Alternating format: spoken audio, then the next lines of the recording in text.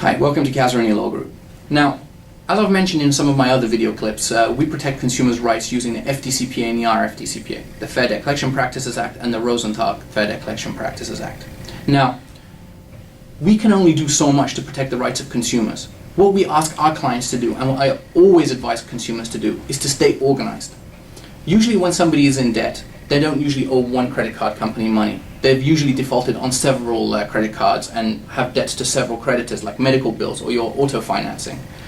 Now, it can become very, very overwhelming. You suddenly find yourself in a position where you have 5, 6, 7 creditors calling you every day, and it's very easy not to pick that telephone up. It's very easy to not open the mail and throw it away.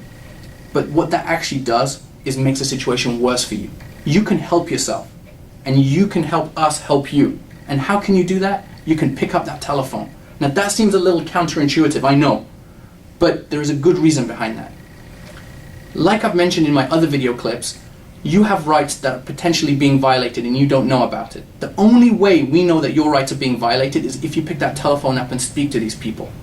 What I suggest to consumers is this: put a notepad next to your telephone at home. Have a little notepad in your pocket so that when you're out and about and your cell phone rings, you can make notes. What's important?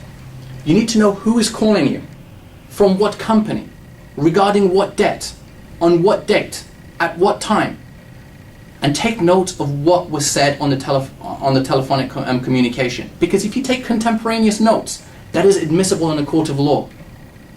There are very strict rules of evidence and when we go to trial. And in trial, we want to use as much evidence as possible. Now, these creditors, they all use contemporaneous notes for their own notes of what they said to you.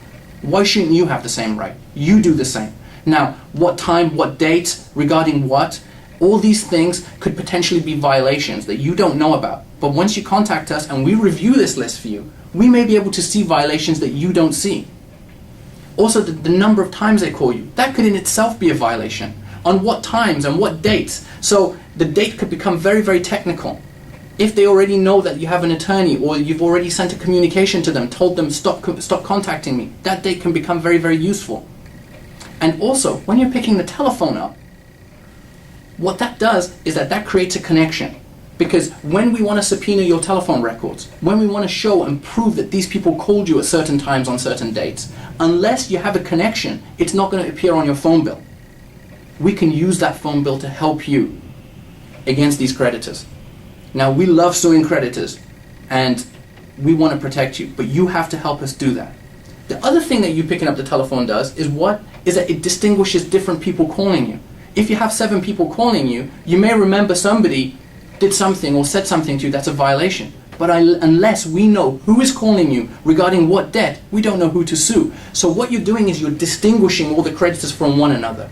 What you should do is you say, I have one account here, one account here, one account here, one account here, and you have a log for every single one.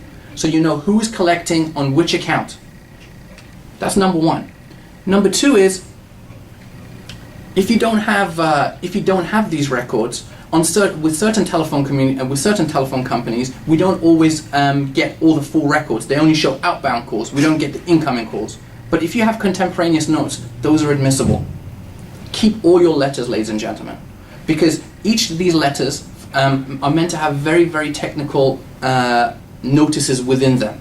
Now, these notices, if they're omitted, we can tell you if there is a violation.